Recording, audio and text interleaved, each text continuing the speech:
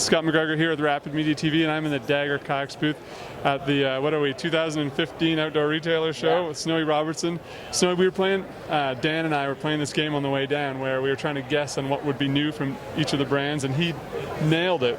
He called it. With a new Nomad. Nice. Apparently it's been 10 years, or more than 10 years. It has been over 10 years since the first Nomad came out, so much anticipated new design here, definitely. All right, well, why don't you walk me through what's new and different from this top-selling boat? Yeah, so the Nomad's been around, as Scott said, for over 10 years, and really anticipated design.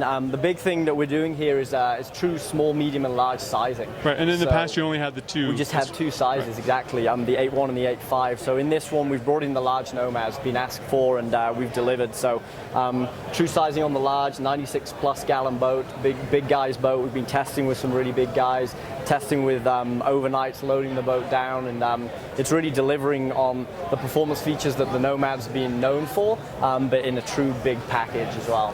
All right. We chatted also just before we got on camera here about the Nomad never being a particularly fast boat and people wanting to be having a little more speed to zip around the river. So how did you do that? Yeah, so obviously kind of speed downriver, not really from a racing standpoint necessarily, but just kind of having a little dynamic speed downriver is kind of one of those building blocks we've looked at. So it's been really looking at the rocker profile, a little bit more bow rocker to keep that bow on the surface over holes and coming off drops, and then slightly lowering in the stern rocker and flattening out through the tail a little bit to try and stop that squatting and just pushing the boat out from those drops and carrying speed away. It's been a balance because there's so much in the tried and true OG Nomad that people have liked, and it's been kind of using that as a starting point and not losing that, but building on what we knew we had. Change it, but don't change it too much. That's exactly it. That's exactly it. It's a fine line, you know. There's going to be, you know, treading that line along, and we think we've got a good balance. Bringing in those new features in that speed, keeping the maneuverability, but also two big words with the Nomad has been predictability and confidence inspiring. It's just been such a solid boat. Why is 9 feet so important? Why is that the big deal? 8'11 3/4. Okay, actually. Absolutely. Why is that a big deal? Just keeping it in underneath any current race categories. Most things capped at 9 feet nowadays. So should someone want to race this boat, should it be a fast boat, then we're right there at the 9-foot mark. Okay, great. You improved some safety features in this boat also.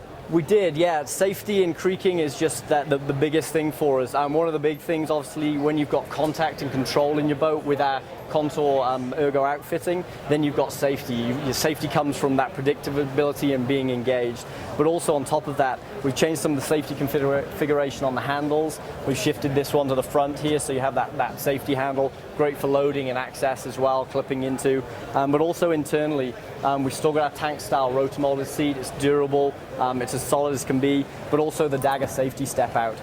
Should you need that piece there, it gives you structural integrity the rest of the time, but if you need to step out of that boat in a pin situation, it's right there for you. Right, and then you were saying something about having anchored the stern pillar in? Yeah, the stern pillar in the Nomad didn't used to be anchored in, so we've locked that in, an internal metal structure that's actually fixed in through the outer deck. That's this little button here. We told people there's a go faster button, just press that and away you go, but it's actually... Except you can't reach it. You can't, yeah. When you're kind of flying off a drop, just press that button. But no, we've anchored that piece in there. We also looked at the structure around the cockpit as well, keeping the sidewalls high, keeping structural integrity in our plastic. So we're drawing plastic into that cockpit area. So you've got this area around the paddler that's just really, really solid as well. All right.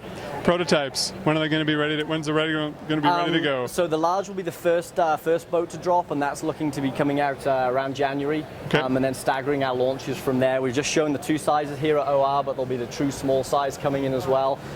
Building again on the sizing configuration we knew. Everything's gone up in size nowadays, so we're going to come up a little bit in volume size across all three sizes, but not necessarily in width. We don't want these boats to become overly wide and just cumbersome to paddle. Keeping that dynamic feeling, but the volume's going to be there for, you know, that confidence and predictability. Snowy, have a great show. Always a pleasure. Thank you very, very much.